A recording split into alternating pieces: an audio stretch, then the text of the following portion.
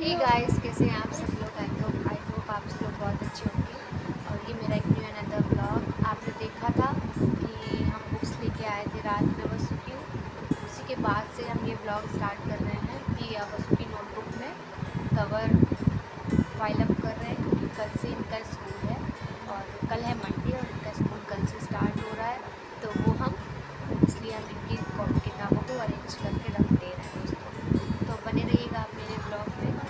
Continue. Thank you. 12 books है और 2 diary है, ठीक है। और ये तुम्हारी ड्राइंग की है। स्क्रैप बुक है, एक स्क्रैप बुक है और दूसरी ड्राइंग की है, ठीक है। उसके बाद ये है तुम्हारी नोटबुक। ये वसु को मिला है स्कूल में, इनका डिपॉजिट हो जाएगा दोस्त। मुझे खुद नहीं पता ये ultimate dark graphic pencil. Pencil ये तो बहुत अच्छी है।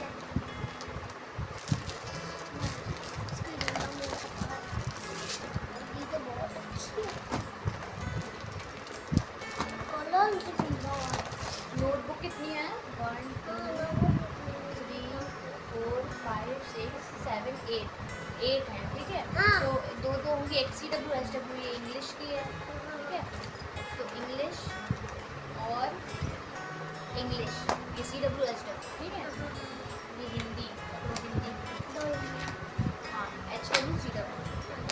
ये मैथ्स होगी, मैथ्स। ये मैथ्स और ये तुम्हारी GK की होगी और शायद EVS की होगी। मम्मा इनको काम कलर कितनी 8 है? ये है 8 है, अच्छा ठीक है। और क्या है? और ये लाए हैं वसु के 2 रोल पेपर बुक्स और नोटबुक में चढ़ाने के लिए।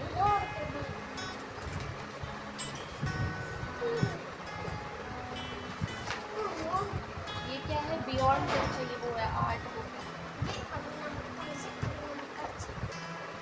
ये क्या? Big bunch charts. ये इनको स्कूल की तरफ से मिला है दोस्तों, big bunch charts. Thank you. ये सारे चार्ट्स वगैरह हैं, चार्ट्स के। Thank you. और चाहे ये नेम स्लिप है, नेम स्लिप पुरानी वाली भी रखी है वैसे। नहीं मम्मा पुरानी वाली अच्छी नहीं है। बस इतना है। अच्छा बंद करते हैं, ठीक है।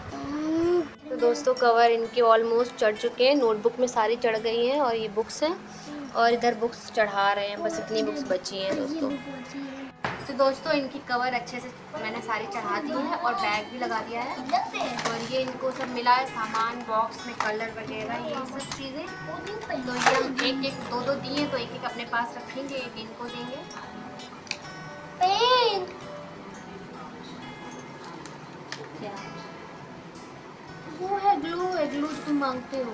हाँ ग्लू है।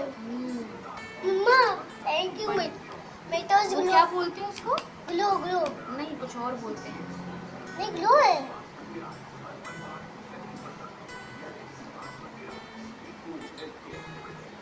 और ये क्या है? ये शॉर्पनर इरेजर है। नहीं मम्मा ये शॉर्पनर है, यहाँ पे पुलिस दे। और ये लेजर है, जैसे मेरी लेजर खत्म ना हो ना। और ये स्टार भाई तो मेरे दादा से एक इरेजर मैम को देंगे, एक इरेजर खुद रखेंगे, ठीक है।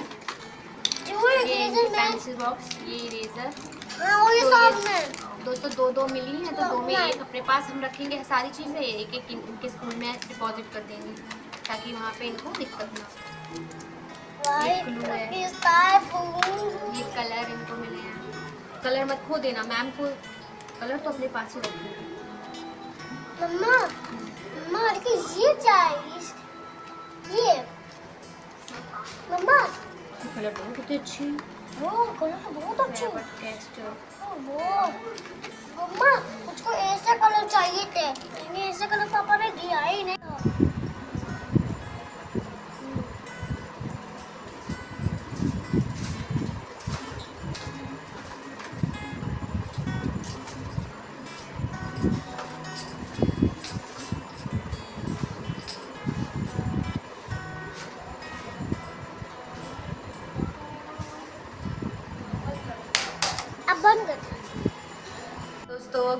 मॉर्निंग। और अब सुबह हो गई है, वसु का टाइम हो गया स्कूल का, 7:30 हो गया है, तो ये जा रहे हैं।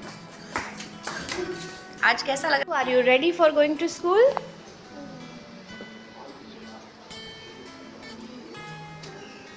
टेल मी येस और नॉट।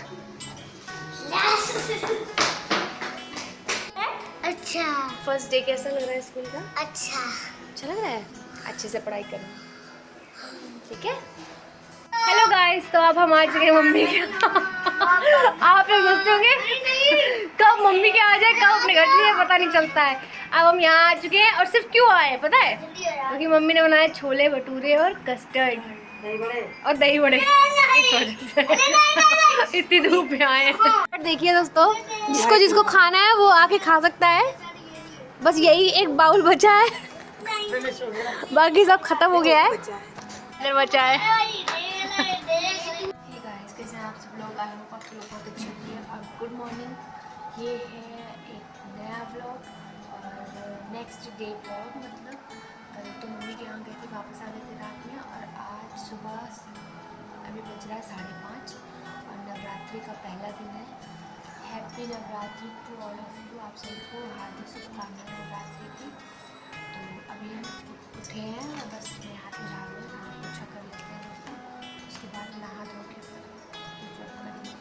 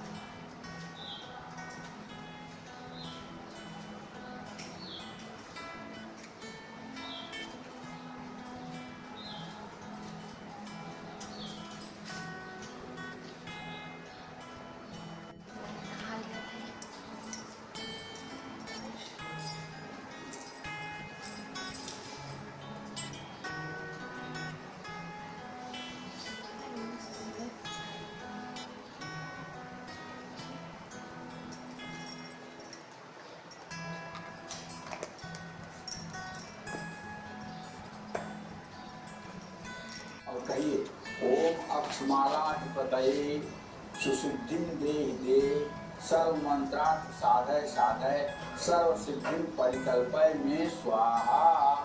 ये मंत्र बोल करके माला पर जब शुरू करना चाहिए, और एक माला जब पूरी हो जाए तो माला को पलट देना चाहिए। माला को सीधा चलाना सूर्य लंघन कहलाता है, जो दोष है। इसलिए माला जब पूरी हो जाए और दूसरी माला भी आपको करना है तो माला को पलट दे, पीछे वाली माला को आगे ले जाएं, आगे वाली माला को पीछे कर दें। और माला का जब सिर्फ 3 उंगलियों से होना चाहिए, अनामिका, मध्यमा और अंगुष्ठ। अंगुष्ठ और मध्यमा ये माला को खींचते हैं, और ये अनामिका सूर्य की जो उंगली है ये माला को धारण किए रहती है। ये धारणा का स्थान है। तो बस इस तरह से अगर माला का जप होगा तो कभी भी नुकसानदायक नहीं होगा। माँ दुर्गा की साधना करने वालों को हमेशा लाख पैर मुंह जरूर होना चाहिए, पूरी शुचिता और पवित्रता जरूर रखनी चाहिए। जय माँ दुर्गा। एक काली माँ का रौद्र रूप है जो हम मंदिर में रखते हैं, और एक माँ दुर्गा जो उनका स्वरूप है, जो हाथ में धारण किए रहती हैं अलग अलग प्रकार के शस्त्र। तो माँ दुर्गा का लेकिन उसके बावजूद मुख जो है वो बहुत कांतिमय है और डर नहीं लगता देख के। लेकिन दुर्गा माँ को, जब काली माँ को देखते हैं तो उनको देख करके पूजा करना उसमें भी डर लगता है। तो क्या सिर्फ उनके चरण देखने चाहिए?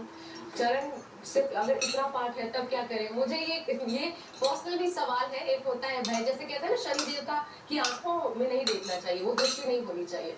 तो वैसे ही क्या दुर्गा काली माँ के साथ भी लागू होता है? देखो, एक बात अच्छी तरह से जान लो कि एक ही वाहन जगत तत्र द्वितीया का होने पर एक भगवती दुर्गा ही सब कुछ है। चाहे काली हो, चाहे सरस्वती हो, और चाहे जो भी देवी हो, सब उन्हीं की विभूतियां, सब उन्हीं के रूप हैं। अलग अलग समय पर वो अलग अलग रूप धारण करती हैं। जहां तक देखने की बात है तो बेटा सच्ची बताऊं, भगवान शिव, चतुर्मुख ब्रह्मा और भगवान श्री हरि विष्णु, ये जब आंख नहीं मिला सकते उनसे, तो हम मनुष्य को आंख मिलाने का दुस्साहस करना ही क्यों चाहिए? समझ रहे हो? राधा रानी जब नाराज होती है ना, तो कृष्ण जी पीछे पीछे उनको मतलब कि मनाते घूमते हैं। अखिल ब्रह्मांड के नायक हैं वो। सारा चराचर जगत उनसे उत्पन्न होता है, उन्हीं में लय होता है। वो भी राधा रानी के रूठने पर पीछे पीछे घूमते हैं। जब तक वो मानती नहीं है तब तक दुखी रहते हैं। उनकी प्राण स्वरूपा देवी हैं। देवी भागवत में साफ लिखा हुआ है, श्री कृष्ण की प्राण स्वरूपा देवी राधा और बुद्धि स्वरूपा देवी दुर्गा है। राधा का मंत्र है श्री राधाय स्वाहा और दुर्गा का मंत्र है ऐम ह्रीम क्लीम चामुंडाय विच्चे। ठीक है? तो कहने का मतलब, जिनको शिव नहीं देख पाते अपनी आंखों से, जिनको ब्रह्मदेव नहीं देख पाते अपनी आंखों से, जिनको हम तो कृत्रिम आंखों से कृत्रिम चित्र को देखते हैं, हमें डर क्यों होना चाहिए?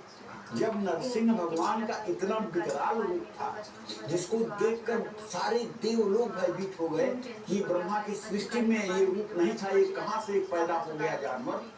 जब हिरण्यकश्यप को उन्होंने मारा, सारी दुनिया भयभीत हो गई। लेकिन वो प्रहलाद को गोद में लेकर के और प्रहलाद को चाट रहे हैं, प्रहलाद भयभीत नहीं था।